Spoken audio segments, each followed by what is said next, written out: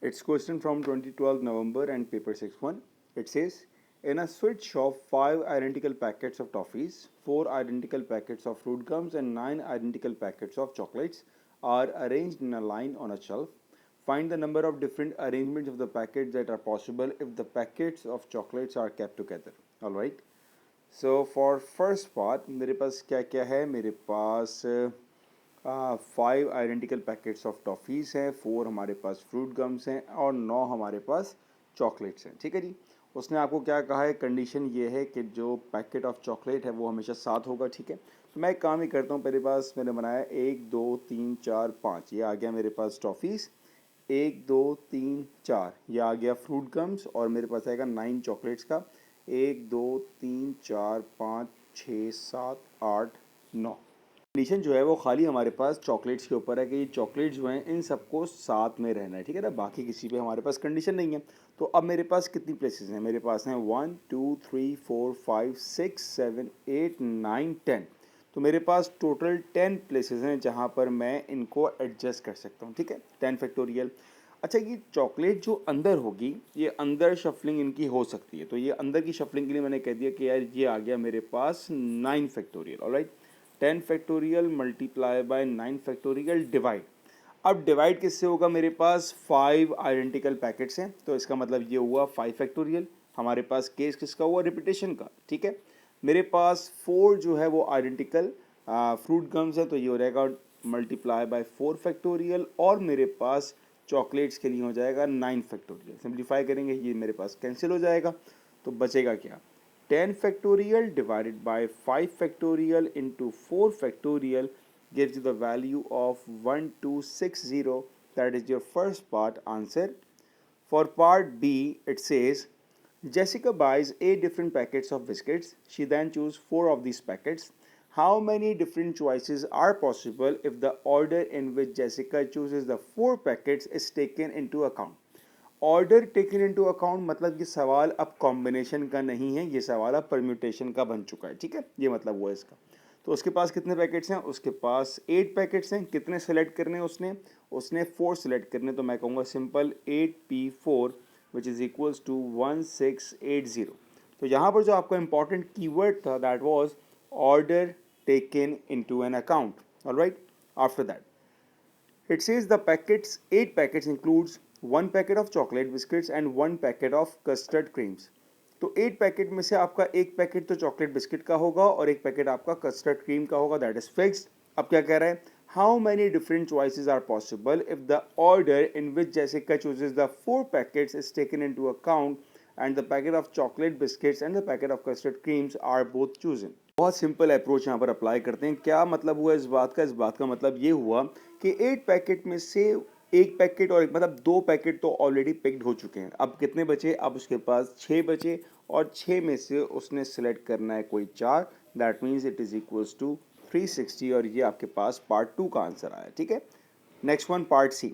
9 different fruit pies are to be divided between 3 people so that each person gets an odd number of pies. Find the number of ways this can be done. अब यहाँ पर हमारे पास different possibilities बनेंगी। ठीक है ना, तो आसानी के लिए हम ये काम करते हैं। हम कहते हैं हमारे पास 3 लोग हैं, एक ए है, एक बी है और एक सी है। ठीक है, हमारे पास टोटल कितने पीसेज? हमारे पास टोटल 9 पीसेज हैं और हमने इनको डिस्ट्रीब्यूट करना है इन तीनों में। लेकिन कंडीशन क्या है हमारे पास कि हमारे पास हमेशा जो है वो ऑड नंबर्स आने चाहिए। ठीक है, ऑड नंबर का मतलब क्या हुआ कि मैंने कहा मिस्टर ए को मैंने 1 पीस दिया, मिस्टर बी को मैंने 1 पीस दिया और मिस्टर सी को मैंने 7 पीस दिए। ठीक है ना, अब इन नंबर्स को हम शफल कर सकते हैं। मतलब क्या हुआ कि मैंने ए को 1 दिया, बी को मैंने 7 दिया, सी को मैंने 1 दिया। एक काम ये भी हो सकता है कि ए को मैंने 7 दिया, बी को 1 दिया और सी को मैंने 1 दिया। तो ये मेरा एक केस था जो 3 तरह से पॉसिबल है। और कौन कौन से हमारे केसेस बन सकते हैं? ठीक है ना, अब मैंने कहा कि मैंने ए को जो है वो मैंने 1 दिया। ठीक है, बी को मैंने 3 दिया और इसको मैंने कितना हो गया 3 + 1 4, 4 + 5 = 9। ये भी हो सकता है 1 5 3, ये भी हो सकता है 5 1 3, ये भी हो सकता है 5 3 1, ये भी हो सकता है। तो इस तरह के हमारे पास 6 केसेस बनेंगे। ठीक है ना, मैंने आपके सामने 4 तो बना दिए। अब पहला अगर 3 आया, 1 आया, 5 ये भी हो सकता है और 3 5 1 ये भी हो सकता है। ठीक है, तो सारा मैंने एक केस था जिसको मैंने ब्लैक से डिफाइन कर दिया। और क्या हो सकता है हमारे पास? और हमारे पास क्या केस बन सकता है? जिसका सम जो होगा वो हमेशा 9 आना चाहिए और हमारे पास नंबर्स हमेशा ऑड होने चाहिए। तो अब ये हो सकता है कि मैंने इसको भी 3 पीस दे दिए, इसको भी 3 पीस दे दिए और इसको भी 3 पीस दे दिए, सबको मैंने 3-3 पीस दे दिए, तो इनका सम मेरे पास 9 आ जाएगा। ये हमारे सारे केसेस हैं, ऑलराइट। तो मैंने अब इनकी कॉम्बिनेशन बना के इन सबको एडअप करना है। पहला क्या होगा, मेरा पहला केस, मैं बात कर रहा हूँ इस केस की, ठीक है ना। मेरे पास टोटल 9 है, तो मैंने कहा 9 में से पहले मैंने 1 दिया, कितने बचे 8, फिर मैंने 8 में से 1 दिया, फिर कितने बचे 7, मैंने 7 में से 7 दे दिए। मेरा पहला केस बनेगा। दूसरा क्या बन सकता है, 9 कॉम्बिनेशन 1 मल्टीप्लाई बाय 9 में से 1 गया तो 8 कॉम्बिनेशन 7, और अब क्या बचेगा मेरे पास 1 कॉम्बिनेशन 1। और अब लास्ट वाला क्या बन सकता है, मेरा कौन से केस की बात हो रही है, इस वाले केस की बात हो रही है, ठीक है ना। इसको हम कैसे लिखेंगे, बहुत सिंपल, ये आएगा मेरे पास 9 में से मैंने 7 ले लिए, अब कितने बचे 7 में से मुझे एक बी को देना है और फिर 1 कॉम्बिनेशन 1 आ जाएगा, ठीक है। मेरा सारा पहला केस हो गया। जो आपका दूसरा केस है इसको मैंने ब्लैक से लिखा हुआ है। अब इसके कितने केसेस बनेंगे हमारे पास, देखो जी बहुत सिंपल है। पहले मैंने कहा 9 में से मैंने 1 ले लिया, ठीक है, फिर मैंने 8 में से 3 ले लिए और फिर मैं, अब कितना बचेगा 8 - 3 5, 5 में से मैंने ले लिए 5। ये मेरा पहला केस, ठीक है। अब मैं चाहूँ तो सबके डिफरेंट डिफरेंट निकालूँ, जैसे कि मैंने यहाँ पर किया, सबके डिफरेंट निकाले, या फिर मैं एक काम ये करता हूँ कि इसके मेरे पास कितने केसेस बन रहे हैं काउंट कर लेते हैं, 1 2 3 4 5 6, तो मैं इसको 6 से मल्टीप्लाई कर लूँगा, ठीक है जी। ये मेरे पूरे ब्लैक वाले हो गए। लास्ट कौन सा बचा है मेरे पास, लास्ट मेरे पास बचा है रेड वाला। रेड को क्या लिखूँगा, मैं लिखूँगा 9 कॉम्बिनेशन 3, 9 में से 3 तो चले गए, कितने बचे 6 कॉम्बिनेशन 3, फिर 3 चले गए, अब कितने बचे 3 कॉम्बिनेशन 3। तो मैंने इन सारे आंसर्स को आपस में ऐड करना है, ठीक है ना, सारे आंसर्स को ऐड करना है। तो पहले मैं सब ब्लू वालों को सॉल्व करता हूँ।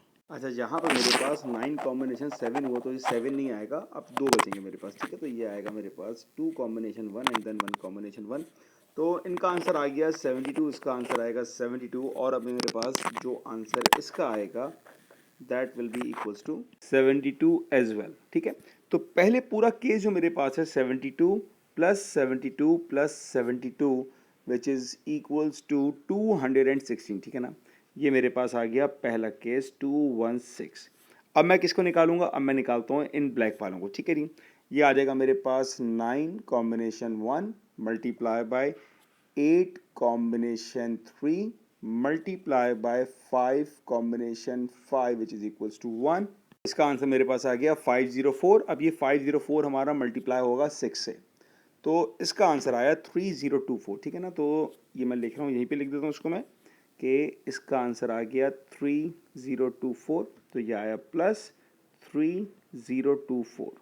और अब हमारे पास आएगा लास्ट वाला, ठीक है, 9 combination 3 multiply by 6 combination 3, that will be equals to 1680। सबको ऐड करते हैं, 1680 plus 216 plus 3024 which is equals to 4920, that is your answer।